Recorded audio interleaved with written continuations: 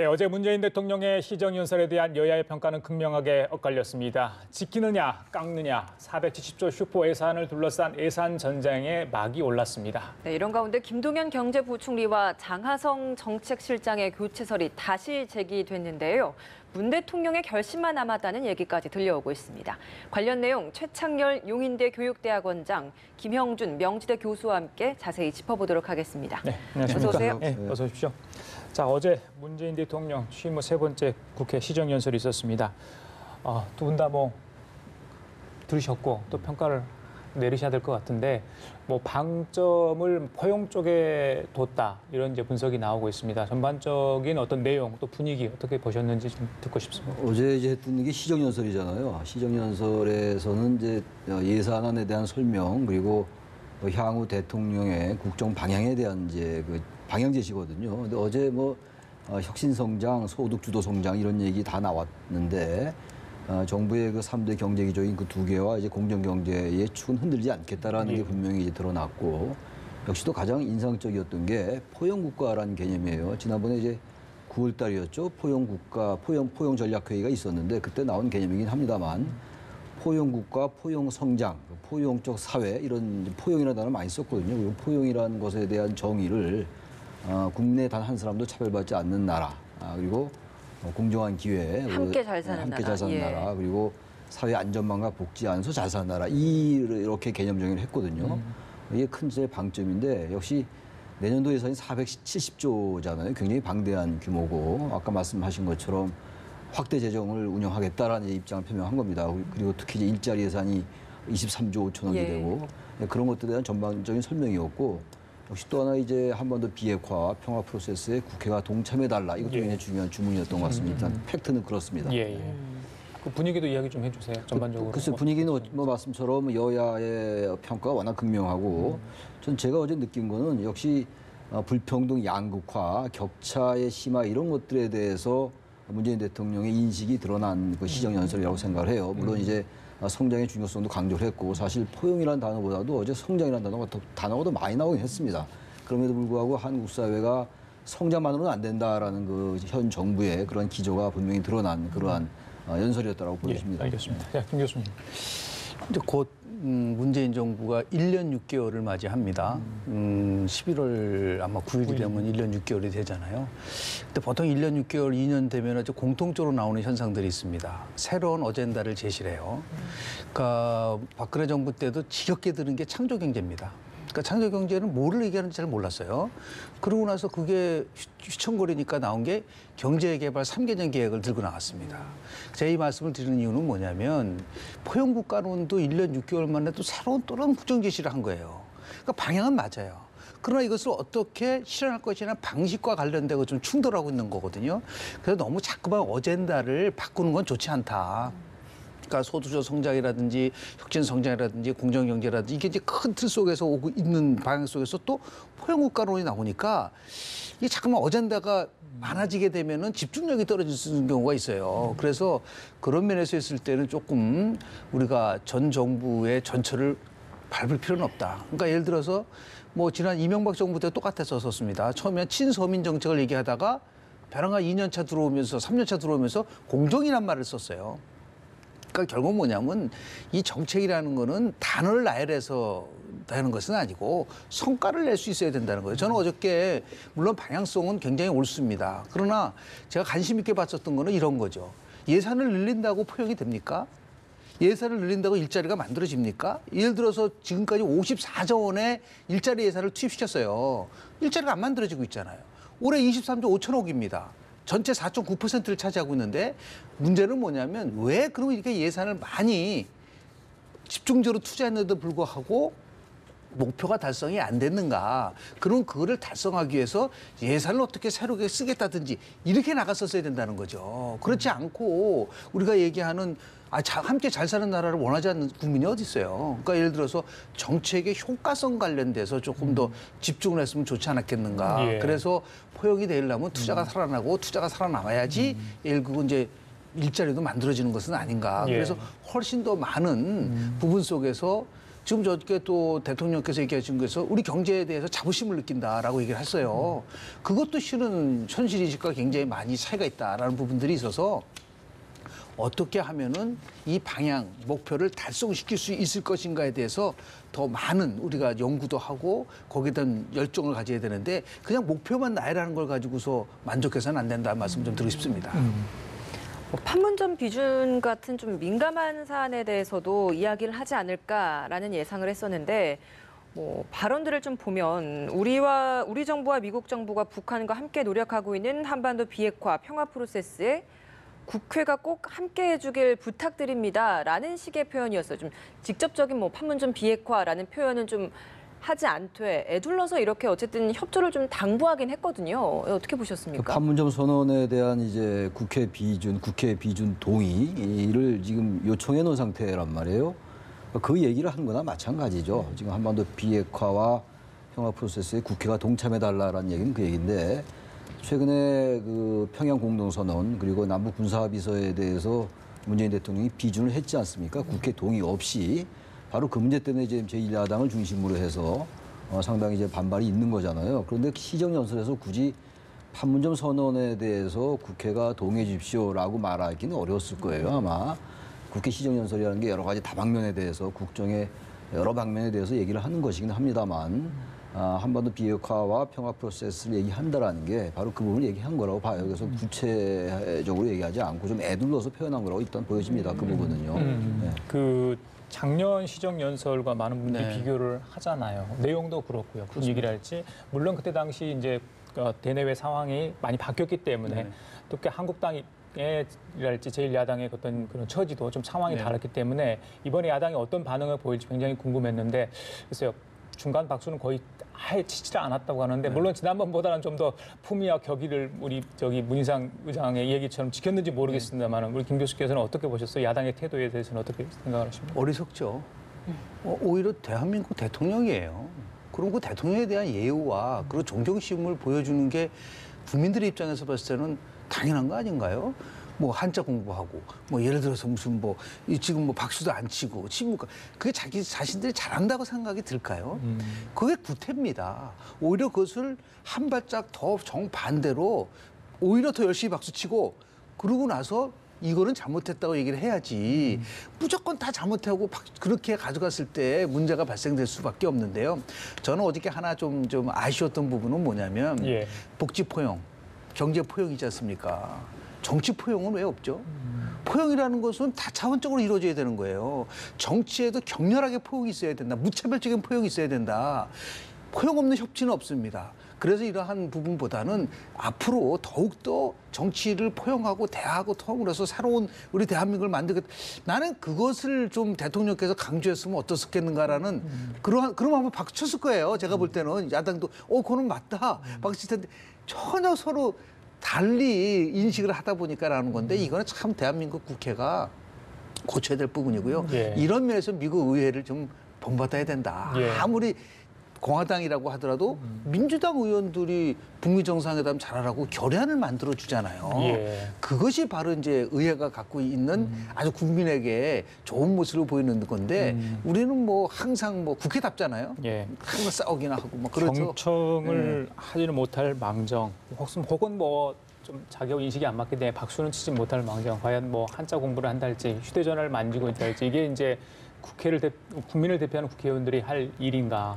특히 함진규 정책위 의장은 야당의 정책위 의장이잖아요. 고사성어 이제 뭐 공부하고 한자 연습하는 게 이제 화면에 나왔는데 그렇게 하면 안 되죠. 시정연설은 그 행정 수반의 자격으로서 예산을 설명하고 정부가 편성해서 제출했으니 잘 좀 협조해 주십시오라고 당부하는 자리이기도 하고 아까 말씀드린 것처럼 전반적인 국정 향후 어떻게 운영해 나가겠다라는 큰 방향을 제시하는 것이기 때문에 거기에 대해서 정확하게 비판하려면 정확하게 들어야 될 거 아니에요. 정확하게 경청한 다음에 조목조목 논리적으로 근거를 가지고 이제 비판하고 이래야 되는 건데 어제 비판도 보세요. 어제 문재인 대통령이 얘기한 것들에 대해서 얘기한 부분들에 대해서 야당의 입장에서 볼 때 반대할 수 있어요. 확장 재정에 대해서도 뭐 경제학적으로도 다른 견해를 가질 수가 있는 것이고 그렇다 하더라도 그런 식의 태도를 보이고 이렇게 좀 야유까지는 아닙니다만 작년 같은 경우는 무슨 뭐 검은도도 있고 막 이랬잖아요. 그 정도까지 아니라 하더라도요. 야당이 뭔가 경청한 태도를 보일 때 여권에서도 물론 여권의 협치가 이루어져야 되겠죠. 일단 국정 운영의 주도 세력이니까 그렇다 하더라도 여권에게만 너무 포용하지 않는다. 그리고 협치하지 않는다라고 얘기하면 안 될 것 같아요. 저도 그 주장을 많이 합니다만 여권이 더 포용해야 된다는 얘기 합니다만 제1야당은 특히 보수야당 중에서도 아예 국정에 협조할 생각을 안 갖는 것 같아요. 왜냐하면 저희가 볼 때 그 어제 확장 재정에 있어서도 말이죠. 투자나 소비가 투자 심리나 소비 심리가 살아나지 않기 때문에 기본적으로 확장 재정이 필요해요. 단 이게 성과가 안 나잖아요. 1년 반이 지났는데 국민들이 느낀 체감 경제는 썩 좋지 않아요. 거기에 대해서 비판할 수 있는 건데 기본적으로 대통령의 연설에 대해서 그렇게 무성의한 태도 보이면서 그런 다음에 비판하는 게 과연 국민들에게 설득력이 있겠느냐 이런 지적을 하지 않을 수가 없습니다. 네. 이제 미국 의회를 말씀을 좀 얼마나 미국 대통령이 의회에서 존경받냐면 우리 지금 화면을 보면은 대통령이 연설하면서 본회의장에 이렇게 쭉 비춰주잖아요. 예. 안 됩니다. 대통령에만 집중하게 돼 있어요. 룰이. 그러니까 무슨 뭐 한쪽 그건 아예 보도도 안 해요. 딱 대통령한테 집중시키는 게 룰로 돼 있단 말이에요. 예. 자, 우리는 이제 그걸 안 받아준다 하더라도 지금 우리 함 의원이 뭐 고사성어를 뭐 연습한 것 같아요. 뭔가 계고지력, 학문은 넓고 지식이 많다라고 돼 있는데 제가 이거 보는 순간 이 사람은 몰상식은 넘고 물에는 많은 거구나. 몰상식과 무례인 거예요. 이거는 안 되는 거죠. 대한민국 대통령이에요. 그거는 여야를 넘어서서 국민이 뽑은 대통령에 대해서는 정말 예우를 지켜야 된다는 것이 기본적인 건데 이걸 넘어서서 마치 시위하듯이 뭐 상복을 입고 플래카드를 들고 이거는 과거에 현재 여당도 비판받아야 돼요. 이 시조는 현재 여당이에요. 그 뭐 컴퓨터에다가 다 붙여놓고 또 로텐도어 가서 시위하고 네. 이런 거는 이제 더 이상 대통령이 어저께 생활 적폐를 얘기하셨는데 저는 국회 적폐를 좀 척결했으면 좋겠다. 그런 말씀 좀 드리고 싶습니다. 예. 네, 알겠습니다.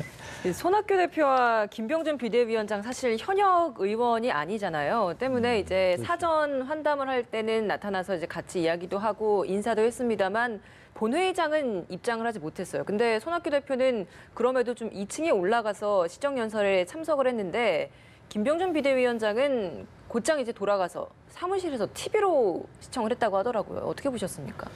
TV로 시청할 수 있는 거죠. 뭐 그거를 비판하고 싶진 않아요. 그건 자신의 또 국회의원이 아니니까 본회의장 안 들어가니까 못 들어가니까 이제 거기 TV로 시청할 수 있는데 저는 김병준 비대위원장을 비판하고 싶은 마음은 별로 없고 예. 손학규 대표의 그 진정성은 이해해 줘야 될 것 같아요. 본인이 의원이 아니기 때문에 그 안에 못 들어가지만 그럼에도 현장에 가서 듣는 예. 것과 TV로 보는 것과 또 느낌이 다를 수가 있거든요. 내용은 똑같아. 내용이 하면 나중에 뭐다 신문이나 TV 보면 다 알 수 있는 거죠. 그럼에도 불구하고 방청석에서 봤다라는 거는 그만큼 대통령의 시정연설에 대해서 진지하게 듣는다는 태도이기 때문에 그 태도 자체는 김병준 비대위원장을 비판하고 싶지 않지만 예. 손학규 대표의 그런 태도는 대단히 그 진정성 있는 태도로 느껴졌습니다. 예. 자, 국회의원을 해본 사람하고 국회의원을 해보지 않은 사람하고 차이입니다. 한마디로 얘기해서 저는 그렇게 봅니다. 예. 그 손 대표가 갖고 있는 경륜이 묻어나는 거예요. 더 나아가서 정치인에게 가장 중요한 덕목을 저는 정무적 판단력이라고 봅니다. 그러면서 봤을 때 손 대표는 굉장히 뛰어난 정무적 판단력을 갖고 있어요. 반면에 이제 김 비대위원장은 뭐 학계에서 오래 있었고 뭐 관료를 좀 했을 뿐인데 그런 의미에서 보면 당연히 이럴 때 결정적인 순간에 차이가 드러나는 겁니다. 그런 의미에서 봤을 때 지금 뭐 우리 최 교수님 말씀하신 대로 손학규 대표가 보여준 무게감이라는 것이 좀 묻어난 그런 것이 아니었나라는 평가를 좀 하고 싶습니다. 어제 이제 대통령 시정 연설 중에 뭐 고통이란 얘기 그리고 현재 어떤 경제 기조로 인해서 고통이 있었다. 그래서 이걸 보완하고 하려고 노력을 해야 된다 이런 얘기를 하지 않았습니까? 그만큼 경제 상황이 안 좋다는 걸 인식을 한 거고요. 그와 관련해서 이제 경제를 책임지고 있는 두 사람, 네. 김동연 부총리와 장하성 정책실장의 교체 이야기가 지금 끊임없이 흘러나오고 있습니다. 지난 여름에 한번 나왔었잖아요. 그랬었죠. 그렇죠? 네. 다시 제기되고 있는데 벌써 후임자가 누가 지금 나오니 이걸 청와대에서 검증해 들어갔다 이런 이야기가 지금 들려오고 있지 않습니까?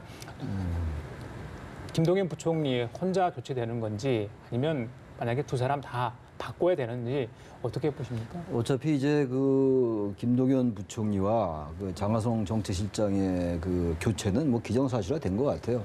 어제 그 김의겸 청와대 대변인의 발표는 아직 결정된 바가 없다라고 얘기는 했어요. 예, 예. 물론 맞는 얘기죠. 뭐 최종 발표 안 했으니까 그리고 이제 그건 대통령의 고유 인사권이니까 그 전에 얘기할 수는 없을 거예요. 공식적으로 청와대 입장에서 볼 때. 그럼에도 예. 불구하고 이미 기정사실화 된 것 같고 후임자 얘기도 많이 나오잖아요. 그러니까요. 여러 인사들도 나오니까 단 시기가 언제냐. 지금 예산 심의에 곧 들어가기 때문에 예산 심의가 적어도 끝난 다음에 해야 될 겁니다. 아마 지금 현재 예산 심의가 한창인데 경제 투톱을 경질 또는 뭐 교체한다는 건 좀 뭐 상식에 잘 맞지 않는 것 같고요.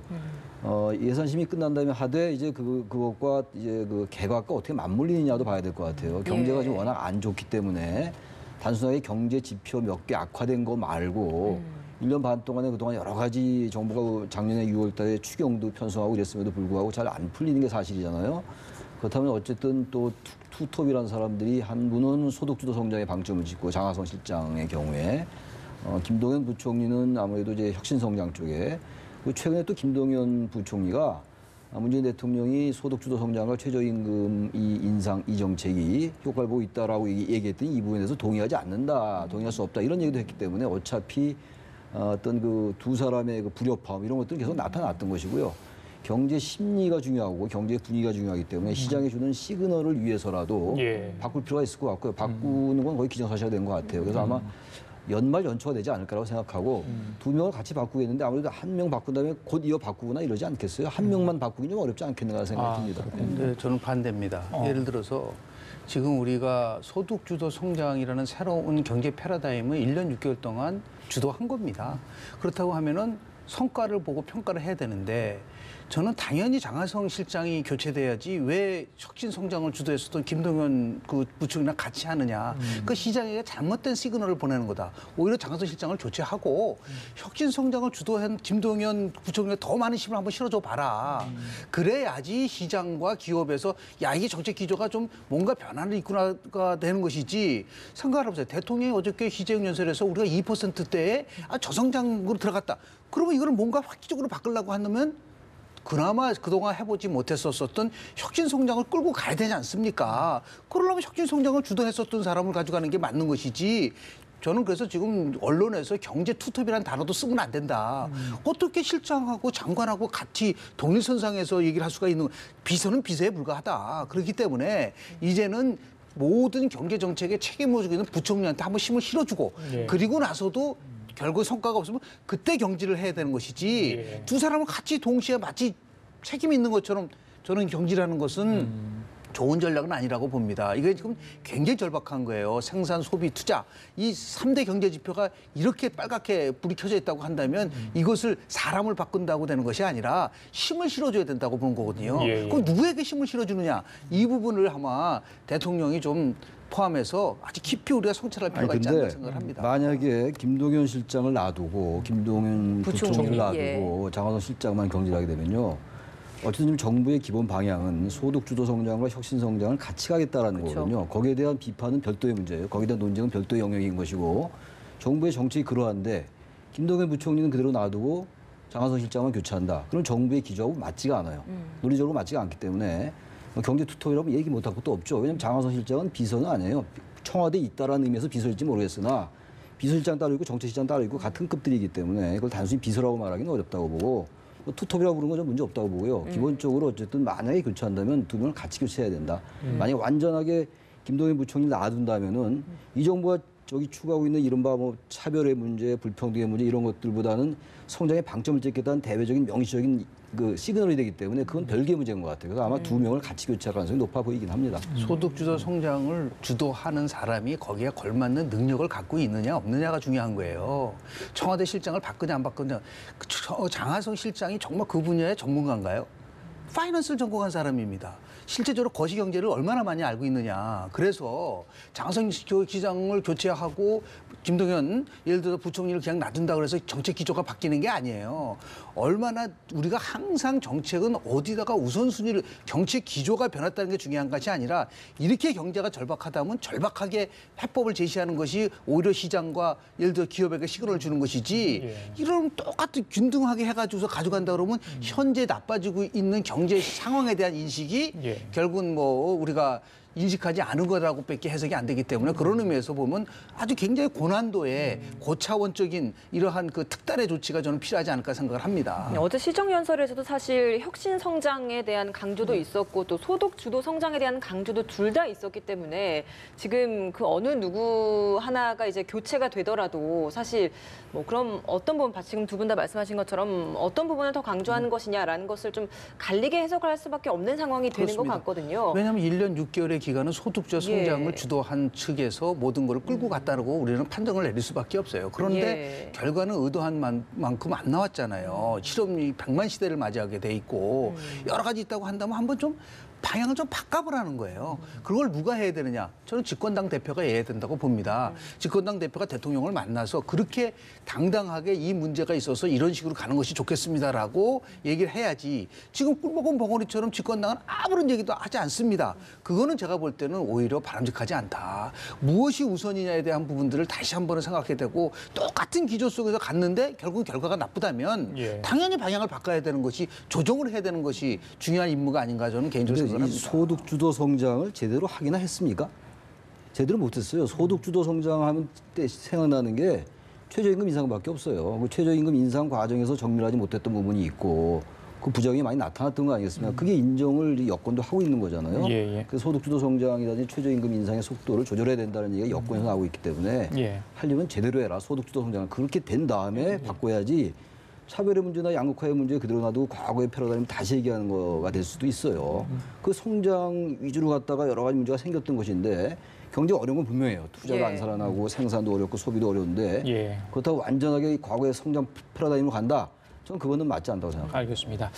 자, 민주평화당 이용주 의원 얘기 좀 하겠습니다. 네. 음주운전이 적발이 됐습니다. 국회의원이 음주운전에서 또 시민의 신고를 받고 출동한 상황에서 적발이 돼서 물론 본인은 인정했고 또 사과도 했죠. 국민 앞에. 그런데 이전에 있었던 그 이용주 의원의 그런 행위들이 더 이제 논란을 일으키는 것 같아요. 윤창호법 관련해서 발의를 한 사람이었기 때문에 더 많은 분들의 그렇죠. 지탄을 받고 예. 있는 것 같은데 의원직 사퇴 얘기까지 이제 일부 나오기 시작했죠. 청와대에서 예, 나온 나오기 그 시작했죠. 게시판에 예. 등장을 했습니다. 어떻게 보십니까? 그래서 진짜 윤창호 법안의 공동 발의자인데 그리고 이제 본인이 올린 그래도 살인행위나 다름없다 이렇게 음주운전 예. 이렇게 얘기를 했는데 본인이 어쨌든 뭐 음주 면허 정지 수준의 이제 음주운전을 한 거 예. 아니겠어요. 그러니까 저는 사실은 다른 시기가 또 다르고 최근에 우리 사회에서 뭐 이건 지금만 그런 건 아니겠습니다만 특히 음주운전에 대해서 지금 인식이 굉장히 높아지고 있는 상황인데 저런 일이 벌어졌기 때문에 좀 여론이 이제 어떻게 형성되냐에 따라 달라질 거예요 지금 아마 근데 이제 벌써 의원직 사퇴 얘기가 나오면서 지금 말씀처럼 이용주 의원의 다른 얘기들도 이제 보도되기 시작하는 것 같아요.